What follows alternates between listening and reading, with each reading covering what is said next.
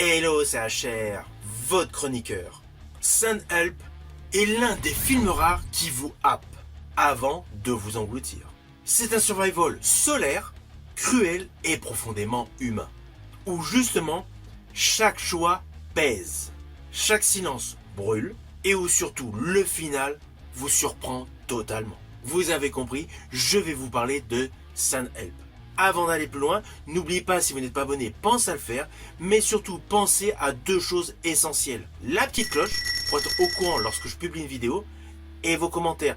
Plus il y aura vos commentaires, plus mes vidéos seront partagées. Implicitement, pensez également au petit pouce. Let's go!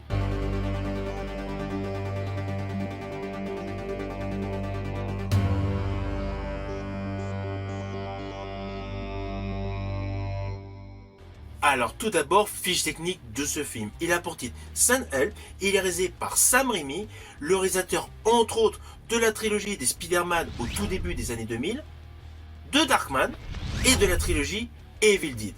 Implicitement, c'est un réalisateur qui mélange les styles, qui mélange les genres, et justement ce film est un véritable condensé de plusieurs genres. Le film survivaliste, la comédie, le drame, l'horreur, le suspense et l'aventure. Ce long métrage a un registre donc largement étendu et il est porté par un duo d'acteurs impeccable, Rachel McAdams, Dylan O'Brien, avec l'histoire suivante.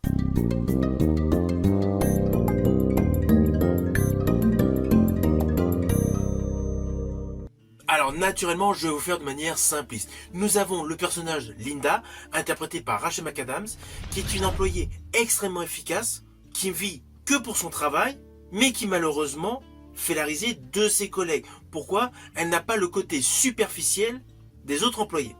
Là, le fils du patron qui prend justement la relève à la direction de l'entreprise, Mr. Bradley, interprété par Dylan O'Brien, lui refuse la promotion qu'elle méritait. Il est assez vindicatif avec elle et par un concours de circonstances, il décide de l'emmener avec lui en Asie pour une filiale. Et là, leur avion se crache. Évidemment, tout cela, vous l'avez deviné dans la bande-annonce. Et là, tel Robinson Crusoe, ils doivent survivre sur une île déserte. Alors, ne vous inquiétez pas, je n'irai pas plus loin sur les lignes scénaristiques de ce film. Mais une fois que vous l'aurez vu, vous allez constater qu'il était important de faire attention à tous les détails. Et d'ailleurs, dès le générique de début, avec tous les bouquins survivalistes que la jeune femme lit, tout comme la discussion autour d'un feu de camp concernant ce qui s'est passé pour l'ex-mari du personnage Linda. Voilà, en fait, il y a pas mal de détails visuels où il faut faire attention. Et d'ailleurs, dès les premières minutes du film, quelque chose se met en place, il faut bien faire gaffe. Une ambiance, une promesse, une tension larvée. En fait, le film avance presque masqué. Tout le début de l'histoire, en fait, est faussement simple. Car petit à petit, il y a toute une richesse scénaristique qui dévoile de la brutalité et naturellement de l'intelligence. Alors, je vous ai dit en préambule qui mélange plusieurs genres, mais c'est totalement assumé. Et justement, cela donne une totale liberté au film. Vous pouvez le voir en famille, évidemment, attention aux moins de 16 ans. Mais ce film Sun Help navigue totalement entre les genres. Car on va pas se mentir, tout le début du film commence comme une comédie dramatique. C'est véritablement un film de personnages en préambule. En fait, Sam Raimi a voulu prendre le temps d'installer une dynamique humaine, crédible et parfois ironique. Et je rajouterais même qu'il y a des moments touchants. Je pense à une certaine scène dans l'avion où pendant que le personnage de Linda travaille, ses collègues se moquent d'elle à cause de certaines vidéos. Voilà. Là, il y a un côté un petit peu touchant, triste, mélancolique, voire pour le personnage de Linda. Puis implicitement, le film glisse progressivement vers un film survivaliste avant de baigner totalement dans un thriller horrifique. Alors il y a toute une dimension psychologique étouffante qui flirte complètement avec l'horreur durant tout le long métrage. Alors n'oublions pas que le réalisateur c'est Sam Raimi, le papa des 3 premiers opus de la saga des Evil Dead. Je pense particulièrement à une chasse aux sangliers, effectuée par le personnage interprété par Rachel McAdams. Cette scène est totalement gore et parfaitement réussie, avec des détails qui peuvent vous donner la nausée. Et en plus, c'est à des moments où on ne s'y attend pas. C'est vraiment du gore frontal. Ce n'est pas éparpillé pendant tout le film. C'est vraiment à quelques instants clés du film. Vous allez retrouver des scènes qui choquent, des scènes qui dérangent, mais surtout des scènes qui marquent. Néanmoins, ce n'est pas de l'horreur gratuite. Le gore, en fait, dans ce film, est une sorte de langage. Et essentiellement celui du corps mis à l'épreuve de la survie poussée à ses limites. Et implicitement, la violence de la situation impose des réactions au duo d'acteurs. De ce fait, tout au long de ce film, vous avez une montée de tension avec une précision redoutable. On va pas se mentir, tout le travail scénaristique de ce film en fait sa force. La tension monte crescendo du début jusqu'à la fin. On a un moment un petit peu l'impression qu'on risque de bifurquer vers une histoire romantique. C'est assez amusant. Je pense à une certaine scène dans une grotte.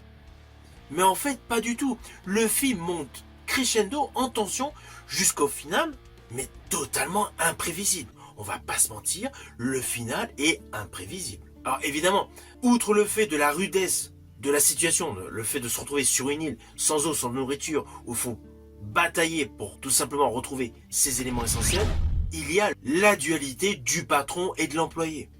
Ainsi, le film alterne les moments de confiance, les moments de méfiance, et surtout, les moments sournois. En fait, chaque dialogue peut être interprété de manière différente. D'où l'intérêt de faire attention à chaque mot. Chaque regard devient suspect, et on ne sait pas qui, en fait, va être le méchant du film ou le gentil du film. La tension est lente, presque insidieuse, elle s'installe, elle s'infiltre. Elle te serre progressivement la poitrine.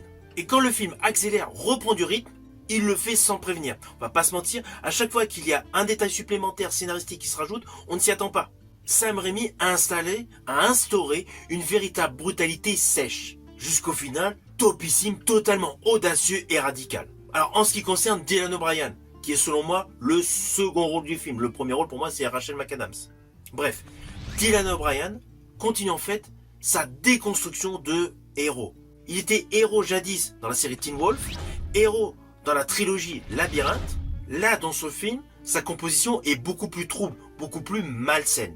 Son personnage est faillible, agaçant, mais profondément humain. Sans oublier un côté machiavélique et inquiétant. On va pas se mentir, son personnage ne cherche aucunement durant tout le film à être aimable. Dylan O'Brien joue la carte de la peur, la fatigue mentale, l'égoïsme latent, avec une sincérité désarmante. C'est un rôle de maturité qui confirme qu'il est désormais à l'aise dans des rôles beaucoup plus sombres, beaucoup plus ambigus. Perso, sa prestation, je l'ai kiffé. Rachel McAdams, quant à elle, j'estime qu'elle impressionne totalement dans ce film. Je rajouterais même que cela rajoute une corde à son arc en tant qu'actrice, car c'est totalement inhabituel. Perso, je l'avais découvert dans des rôles beaucoup plus légers, des rôles romantiques, où certes, elle imposait une présence magnétique. Elle avait d'ailleurs un rôle avec une dimension émotionnelle intense dans The Notebook, ou encore une femme teintée de fragilité dans About Time, deux films radicalement antagonistes à ce film Sun Help. Mais perso, je l'avais apprécié dans un rôle qui était un petit peu plus ambigu, c'était dans le film Spotlight, tout comme dans A Most Wanted Man, où elle incarnait une humanité dans des enjeux politiques et éthiques écrasants. Ainsi, au regard de sa carrière, son personnage de Linda dans ce film Sun Help synthétise en fait toutes ses compositions cinématographiques. Elle est à la fois forte et vulnérable, rationnelle et émotionnelle, combative et profondément humaine. Car elle a beau avoir des désaccords avec son patron dans l'histoire, elle lui sauve la vie. Alors, je ne vous spoil pas, c'est au début du film. Néanmoins, son personnage évolue constamment. Et surtout, au fil des lignes de dialogue, au fil du travail scénaristique qui nous est présenté, on réalise que son personnage évolue constamment, avec justement de la noirceur qui est dévoilée.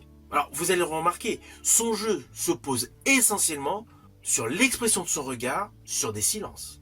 Implicitement, cela rend les explosions émotionnelles beaucoup plus puissantes. On va pas se mentir, Rachel McAdams est la colonne vertébrale de ce film Sun Help. Je pense que si on avait mis une autre actrice, le film ne serait pas crédible. Elle vit totalement son personnage, elle est habitée. Et à cela s'ajoute naturellement une mise en scène de Sam Raimi toujours au top. Il n'y a aucun film avec Sam Raimi qui m'a déçu, même si j'ai des préférés. J'aime bien Doctor Strange, mais j'ai une préférence pour Jusqu'en Enfer. Et là, justement, dans ce film Sun Help, il a repris davantage son côté horrifique, son côté oppressant, ce qui rend visuellement le film réussi.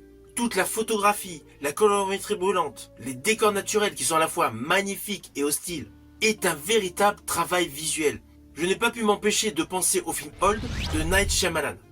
Comme dans le film Old, le soleil devient une menace. la beauté du décor idyllique un piège, et la nature devient une véritable prison à ciel ouvert. Ainsi, chaque plan accentue l'isolement, la fatigue mentale, la sensation d'être exposé en permanence, sans échappatoire possible à un danger imminent.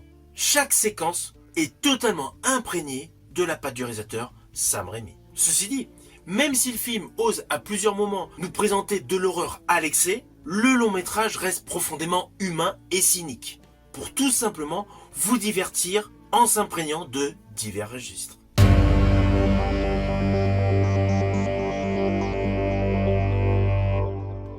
Alors au final, naturellement, je vous invite à découvrir ce film horrifique, Sun Help.